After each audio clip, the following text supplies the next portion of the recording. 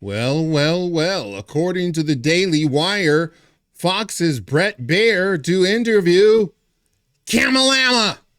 I never thought the day would come, but apparently that's what's going to happen. Vice President Kamala Harris, who has mainly stuck to friendly interviews during her White House bid so far, will sit down with right-leaning Fox News and its chief political anchor, BRET BAIER, this week. The pre-taped interview will take place in the battleground state of Pennsylvania and air on BAIER's special report. This is good news. It comes as polling shows Harris and former President Donald Trump in a close race. No, they're not. However, Trump has the edge on top issues in swing states. The Wall Street Journal reported last week, and he is surging ahead in betting markets. Now, I don't know what that means when the betting markets are on your side, other than to say money talks and you know what walks.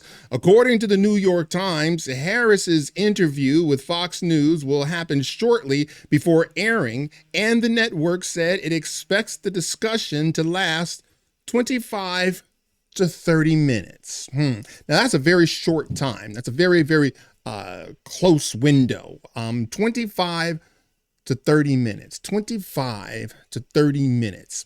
My guess is they are trying to limit her exposure. They know, number one, she has to do an adversarial interview. To this date, she hasn't. Even CBS bent over backwards, edited their own interview to make her look not as, well, not smart as she is.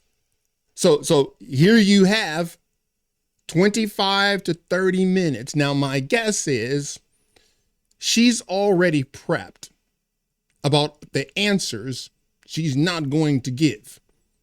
And my guess is, what is there to say? I mean, she's been flip-flopping on fracking. All right. She's been flip-flopping on Medicare for all. Okay. But there are some issues I believe Kamala is not familiar with. This comes to mind. From The Blaze, J.D. Vance mocks Kamala Harris after she allegedly plagiarized sections of her 2009 book. Now, my guess is she hasn't had a whole lot of questions about that. Now, my answer would be, if I were Kamala, I had a ghostwriter and I really put my faith in my ghostwriter. Okay, but you put your name on it. Are you going to be that callous when you're in the White House? You're just going to slap your name on something? Not even reading what they wrote? I mean, that would be the follow-up, right? And so I don't know. And by the way, the plagiarism, I looked at it, is real. This week's appearance marks her first formal sit-down interview on the network ever. Yeah, I wonder why. In a post on X, BAIER said there were no preconditions to get the interview with Harris, and no one but him will have the questions ahead of time. Let's get to this. No topic is off the table, and if there is any editing, it will be very minimal for timing and will be editorially the same question and answer. We are pre-taping the interview right before my live show Wednesday. So he's telling you we are not CBS. We will not be editing the interview to make her sound, less unhinged and without sense. Harris has begun to ramp up her interview schedule. in the final weeks before the election day after largely ducking the press earlier in her campaign and faces claims as she struggles without a teleprompter, which she does. She recently participated in a slew of relatively genial interviews, including The View, Howard Stern, Stephen Colbert, Alex Cooper. I mean, all these people are already going to vote for her. They're not going to give any hardcore questions at all. Another interview with CBS 60 Minutes has drawn controversy because the network deceptively edited remarks from Harris, leading to calls for more transparency and an investigation. See, all that stuff they talk about, that's disinformation. You see, it's never disinformation when they do it. And you had a major news network do it, deceptively editing the interview. And Bret Baier is telling you, we don't do that here. So this is very interesting to me. I wonder if she'll be ready for this. Because this should be big. You plagiarized your 2009 book. And my guess is he's going to go through it. I mean, if he's going to go through it. My hope is that he stays on this topic. That he would start to question well, first of all,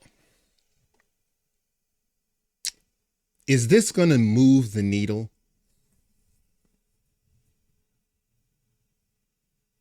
No, it's not. It's not going to move the needle. People that watch Bret Baier are people who are already kind of in the know. The same thing with Shannon Bream. Those are people that are already in the know. The Fox's viewers are not like MSNBC, which their producer said they necessarily make their viewers dumber. Well, Fox News doesn't do that. They're a deep analysis. And so it's really not going to push the needle. And you're going to have a bunch of people, pundits, that will say she did a wonderful job. Unless she bombs, right? But even then, she bombed on The View. She bombed. On Stephen Colbert. Bombed.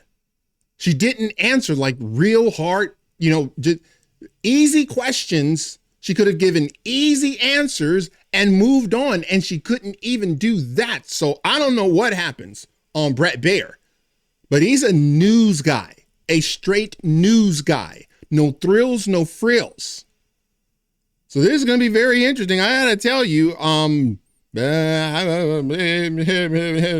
didn't see this coming. I figured there's no way she would do this. There's no way.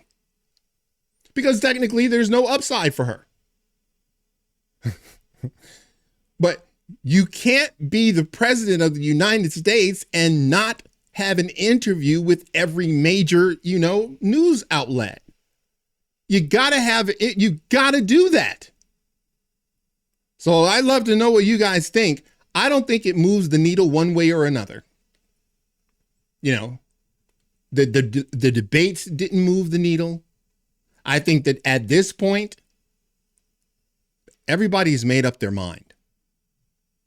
They're either going to vote for her or they're not. And there's nothing you can do or say that will change their mind. Even when you come up with, hey, she plagiarized her 2009 book, you know what people are going to say? You can't prove that. It's like, okay, well, here it is. There's the passage right there. That doesn't mean anything. She's still a strong, independent black woman, don't need no man. So there you go. If that's what you're basing your vote on, guess what? You've already done the hard work.